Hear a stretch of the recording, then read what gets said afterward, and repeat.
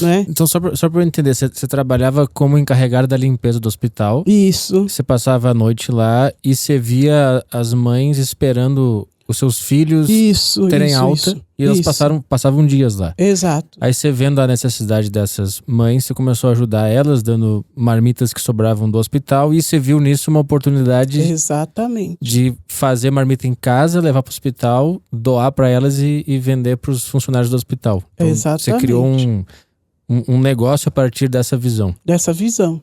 E aí você, como uma pessoa que trabalha com comida, começou a surgir. E você começou a perceber que tinha alguma coisa nesse mercado. Você Exato. podia ganhar dinheiro com isso, né? Isso. E aí foi aí que você resolveu abrir o seu restaurante, alguns anos depois? Foi. Né? É lógico que quebrei a cara várias vezes, né? Fechei acho que uns 3 restaurantes, né? E depois, quando passa-se muitos anos, tentei várias coisas, porque eu nunca fui de parar, eu sempre tentava alguma coisa, né? Porque também já não tinha a estabilidade financeira do HC, né? Daí chegou uma época que eu saí mesmo e vim enfrentar isso aqui fora. Era só então, marmita o teu só trabalho? Só marmita. Então era eu por mim mesmo, né? E daí, quando eu abri esse último restaurante, né? E levamos 8 meses para montar, pagando 2.500 de aluguel, porque era na freguesia do Ó, não dava para ser de qualquer jeito. E meu filho era muito exigente em relação a isso. E falava, mãe, as pessoas comem muito com os olhos, então a gente vai ter que fazer uma coisa top, né? E foi feito. E quando nós trabalhamos, acho que no máximo, acho que uns 6 meses, acho que nem chega a isso, né, Vânia? E veio a pandemia. Daí teve que fechar o restaurante. Tive que fechar, porque não tinha documentação. Mesmo que tivesse, teria que fechar, né? Sim. Daí não ia ter demanda, né? Não ia ter cliente.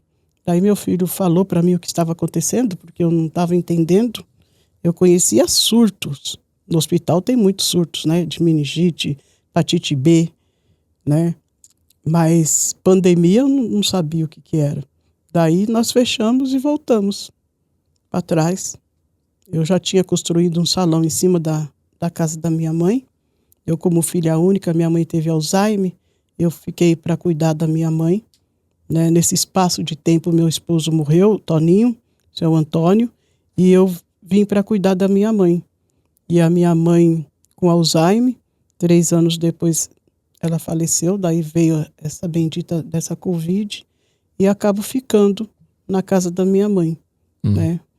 E quando eu perco o restaurante, eu volto, meus filhos colocaram as coisas tudo nesse salão, que eu já tinha construído um salão, né? Porque esse salão eu já usava para ajudar algumas pessoas da minha... Mas era coisa muito esporádica. Uma criança que queria fazer aniversário e não tinha um espaço, a gente cedia, eu fazia o bolo. Um idoso, umas 3 meninas fizeram festa de 15 anos, uma casou, fez a festa lá. Eu ajudava a comunidade. Né? Não era um negócio, era para ajudar o pessoal. Era para ajudar, sabe? Não era um compromisso, era assim, se desse para ajudar, a gente ajudava, né? E daí você vai, né? Tomando corpo dessas coisas, né? E daí foi aonde, quando fechou o restaurante, esse salão estava vazio, e eu estava sentada no meu quarto, desesperada. Você passou por isso, você sabe.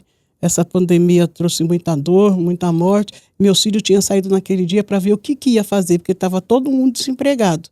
Eles embarcaram comigo nessa viagem. Toda a sua família perdeu o emprego por causa da pandemia? Não isso. A Vânia não trabalhava, né? Ela doméstica, ficava na casa dela. Os meus 2 filhos, eles sempre trabalharam, mas eles não eram registrados, mas eles tinham lá os trabalhos deles, né?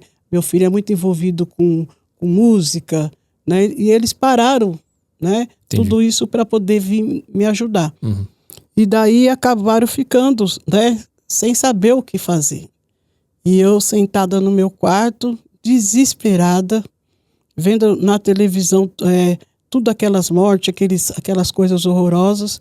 E daí eu, no desespero, eu falei para Deus assim, Deus, eu preciso cair, mas eu tenho que cair de pé, porque eu tenho 3 filhos, que eu levei comigo e eu não sei o que fazer.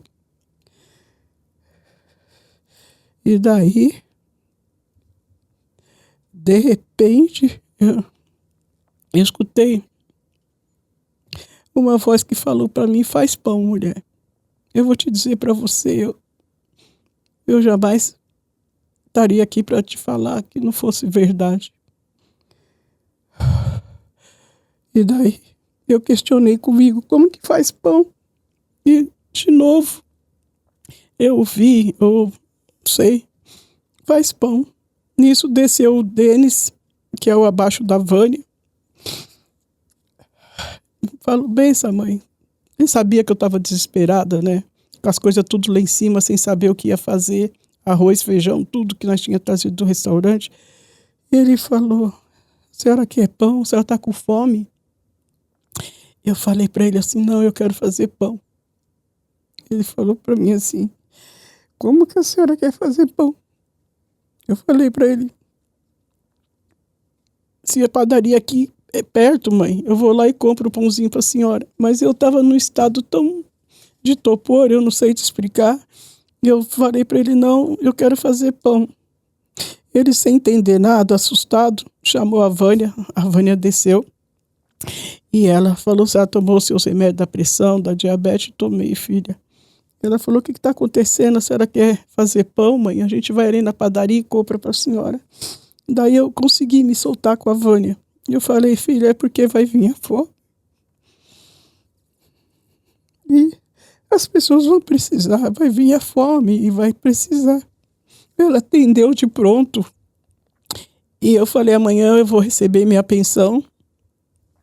Eu vou fazer uma listinha, você vai lá e compra as coisas para a mãe fazer. E ela fez.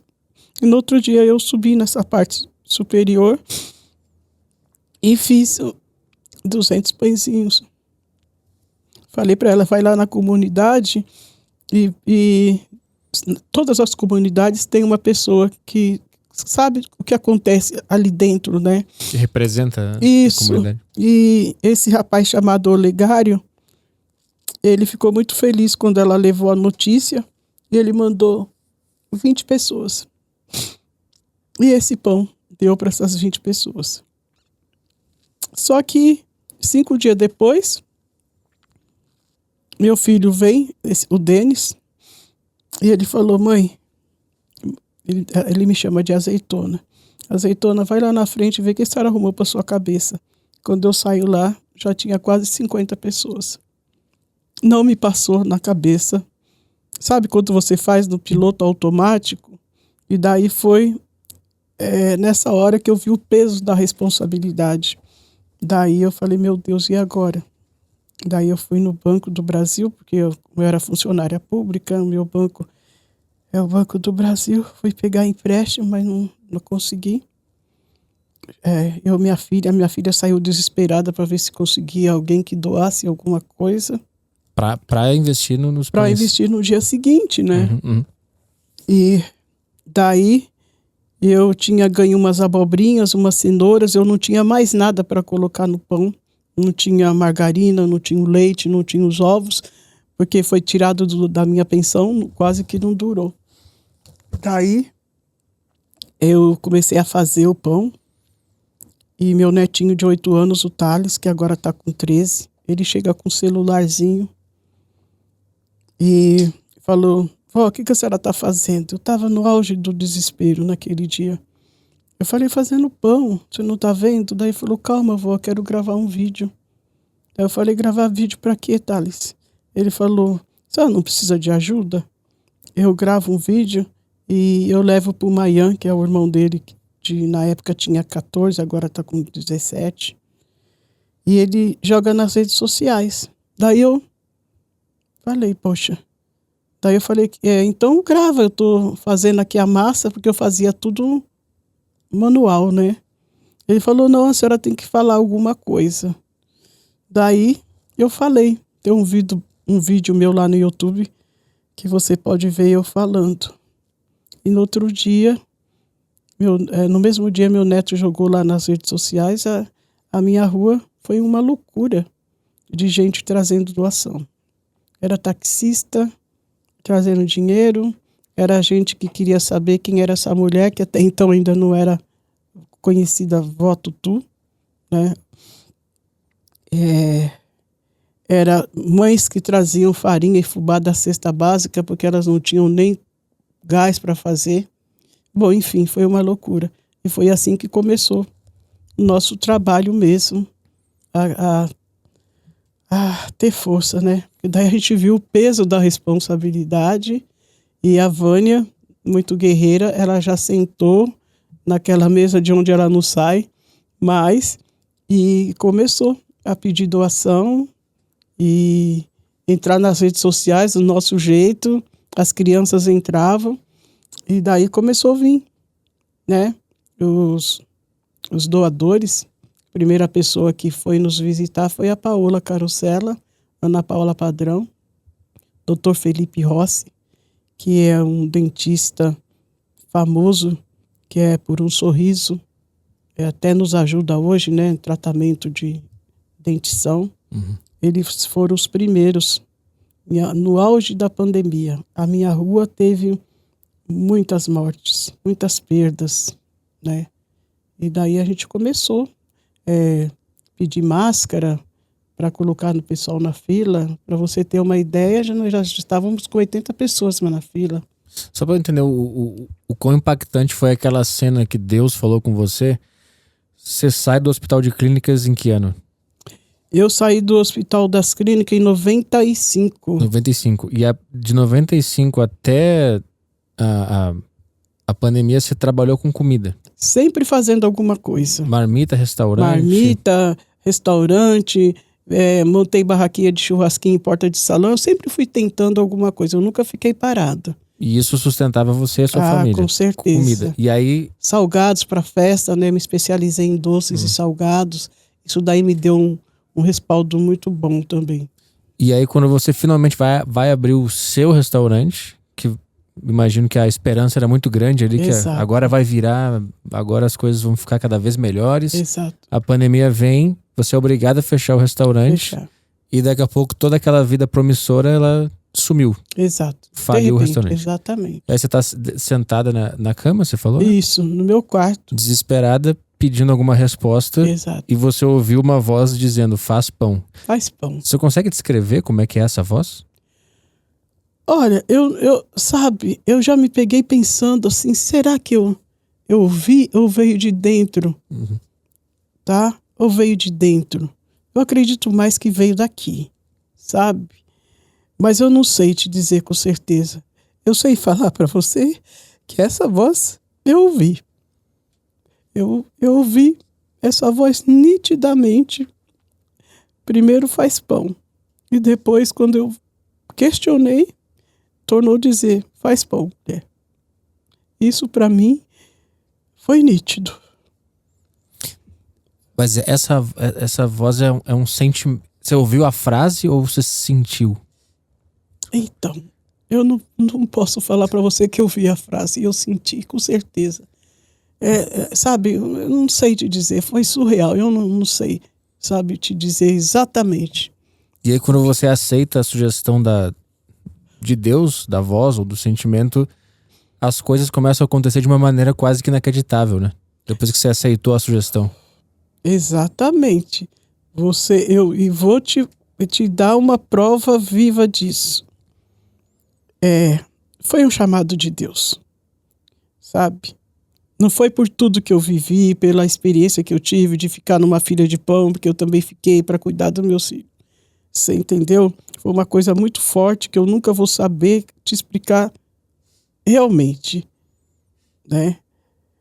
Mas a partir daí, com todas as dificuldades que a gente teve e tem, nunca faltou um dia que a gente não pudesse colocar o pão na mesa dessas pessoas. Então você me fala, não é Deus? Eu não tenho o que falar para você se não foi Deus. Eu tinha arroz, feijão, eu tinha tudo para fazer lá em cima. Eu fechei um restaurante, eu tinha condições de fazer marmitex, como um monte de pessoas estavam fazendo. Por que o pão? Você entendeu? Eu não trabalhava com pão. eu não sabia, na verdade, fazer o pão. Eu aprendi algumas coisas básicas do Batuíra, numa instituição, mas era um grupo de pessoas que nós fazíamos em grupo, uns 15 anos atrás, entendeu? E de repente eu me pego sozinha fazendo, começando com 200 pães, e eu cheguei a fazer 800 mil pães na mão. Você consegue entender uma pessoa amassando uma massa para você tirar dali 800 mil pães na mão, boleando com essas mãos aqui? A gente levantando 5 horas da manhã, subindo nessa parte superior. A minha filha descia às 7 horas para vir me ajudar. Deus, a Vânia e eu dava conta de fazer 800 mil pãezinhos, amassando e boleando na mão, porque eu não tinha maquinários. Em um dia? Em um dia. Nós saíamos todos os dias de lá de cima do salão, 11 horas da noite, 11h30 até meia-noite. Porque era um forno que eu tinha que dava para assar 48 pães por cada amassada. Então você faz a dinâmica aí. Uhum. Eu tinha que, no intervalo que estava crescendo, eu tinha que saber o tempo para mim poder começar outra massa, para não passar da fermentação, para conciliar, você entendeu? Saindo uma fornada, colocando outra. Eu nunca tinha feito pão assim na minha vida. E o mais interessante é que não era pão para vender. Não era. Era para doar. Não tinha benefício próprio nenhum nessa atitude. Exato. E o que te mantinha, o que te dava força para fazer, por exemplo, 800 mil pães num dia? 800 pães. 800 pães era a voz de Deus? Ela estava sempre ali contigo? Não que foi repetindo, né? Mas foi uma força muito espiritual, muito grande que me moveu. Eu tenho diabetes, eu tenho 5 pinos aqui nesse pé. Meu pé é totalmente, olha aqui, ó. Meu pé é assim, eu tenho 5 cirurgias, né? E eu subia bem e descia com meus filhos me descendo, porque eu tenho uma escada horrorosa, eu não descia sozinha, né? Ou então eu descia de muleta ou de bengala. Descia mais ou menos 11 horas, 11h30, a Vânia subia para casa dela e eu descia. Quando era no outro dia de manhã, 5 horas, eu estava assim em cima fazendo esse pão. E a lembrança daquela voz te energizava a manter? Com certeza. Se não fosse isso, eu não teria conseguido, não estaria aqui falando com você, com certeza. Foi algo espiritual muito grande. Eu sempre falo que eu não fui fazer pão falando, a mídia vai vir. Não, você entendeu? Algo muito forte me tocou. E para as pessoas terem noção do quão forte e impactante foi isso, 1 ano depois o Luciano Huck estava na tua casa, né? Exatamente. Olha que loucura.